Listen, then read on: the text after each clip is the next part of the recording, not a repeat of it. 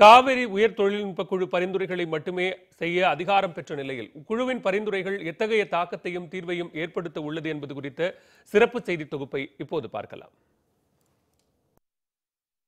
உச்சநீதிமன்ற உத்தரவுப்படி அமைக்கப்பட்டுள்ள காவிரி உயர் தொழில்நுட்ப குழு அக்டோபர் 7ஆம் தேதி முதல் 11ஆம் தேதி வரை 4 நாட்களில் கர்நாடகா மற்றும் தமிழ்நாட்டில் காவிரி பாசன பகுதிகளில் சேகரித்த தரவுகளை அக்டோபர் 17ஆம் தேதி உச்சநீதிமன்றத்தில் அறிக்கையாக சமர்ப்பிக்க உள்ளது.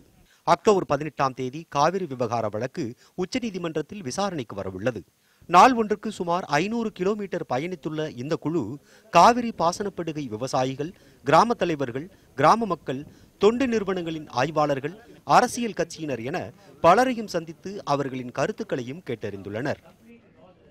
குழுவின் பரிந்துரைகள் குறித்து மத்திய நீர்வளத்துறை அமைச்சக அதிகாரிகளிடம் கேட்டபோது, பருவநிலை மாற்றம் காரணமாக இந்த ஆண்டு மட்டுமல்லாது ஒவ்வொரு ஆண்டும் மழைப்பொழிவு குறைந்து வருவதாகவும் கிடைக்கும் நீரை சேமிப்பதற்கான பரிந்துரைகளை குழு செய்துள்ளதாகவும் தெரிவித்துள்ளனர். மேலும் ஆண்டு வாரியாக மழைப்பொழிவு குறைவாக உள்ள நாட்களில் செய்யப்பட்டுள்ள வழிமுறைகளை காவிரி பாசன பகுதியில் உள்ள விவசாயிகள் பின்பற்ற குழு பரிந்துரை செய்துள்ளதாக குழுவில் இடம்பெற்றுள்ள உறுப்பினர்கள் தெரிவித்தனர். காவிரி உயர் தொழில்நுட்ப குழுவின் பரிந்துரைகளை பெற்ற பிறகு மத்திய அரசு தானாக முன்வந்து மாற்று நிரந்தர ஏற்பாடுகளுக்கான ஆலோசனைகளை முன்னெடுப்பதற்கான வாய்ப்புகள் குறைவு என்கிறார் கேரள தொழில்நுட்ப பிரிவு வல்லுநர் ஜேம்ஸ் வில்சன்.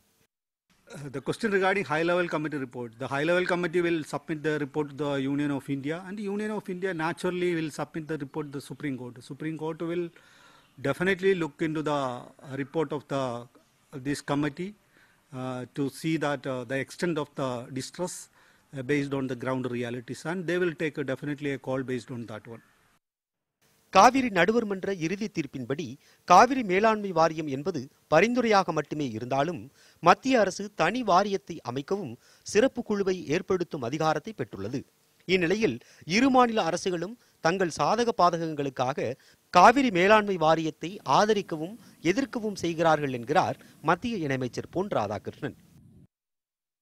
காவிரியில் மழைக்காலத்தில் வரக்கூடிய வழிந்து ஓடக்கூடிய நீரை தேர்க்கக்கூடிய நடவடிக்கைகளை தமிழகம் எடுத்தாக வேண்டும்.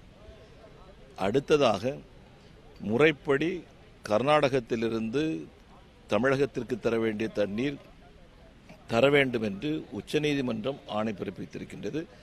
அந்த தண்ணீர் முறையாக கிடைக்கக்கூடிய வகையில் அனைத்து கவனங்களையும் கொடுத்தாக வேண்டும். மேலாண்மை குழு அமைக்கக்கூடிய வகையில் அனைத்து அரசியல் கட்சிகளும் அரசியல் பாகுபாடுகளை மறந்து ஒத்த கருத்தோடு ஒத்த சிந்தனையோடு செயல்பட வேண்டும். காவிரி நடுவர் மன்ற தீர்ப்பு மற்றும் உச்சநீதிமன்ற உத்தரவை செயல்படுத்துவதில் மத்திய அரசு கூறும் கருத்துகள் தீர்வை தேடும் வகையில் இல்லாமல் இரு மாநில அரசியல் பலன்களை யூகித்து எடுக்கப்பட்டுள்ள முடிவாகவே பார்க்கப்படுகிறது. நடைபெறும் குளிர்கால கூட்டத்தொடரிலேயே வாரியம் அமைப்பதற்கான ஒப்புதலை நாடாளுமன்றத்தில் பெறுவதற்கான வாய்ப்புகள் மத்திய அரசிடம் இருந்தும் காலம் தாழ்த்துவதால் பாதிக்கப்படுவது இரு மாநில அப்பாவி விவசாயிகள் மட்டுமே. காவிரி விவகாரம் நீதிமன்ற வழக்காக மட்டும் நிலுவையில் இல்லாமல் தமிழகம், கர்நாடகா, கேரளா மற்றும் புதுச்சேரி ஆகிய மாநிலங்களின் நதிநீர் பங்கீட்டு பிரச்சனையாகவும் விவசாயிகளின் வாழ்வாதார பிரச்சனையாகவும் கருதி தீர்வை வழங்கக்கூடிய வழிமுறைகளை மத்திய அரசு முன்னெடுக்க வேண்டும் என்பதே அனைவரின் விருப்பம். காவேரி நதிநீர் பங்கீடு விவகாரத்தில் மத்திய அரசு அரசியலுக்கு அப்பால் மாநிலத்தின் நலம் சார்ந்து வெளிப்படைத்தன்மை கொண்ட ஒரு வாரியத்தை அமைக்கும் பட்சத்தில் மட்டுமே இந்த பிரச்சனைக்கு நிரந்தர சுமூக தீர்வு காண முடியும் என்கின்றனர் தொழில்நுட்ப வல்லுநர்கள்.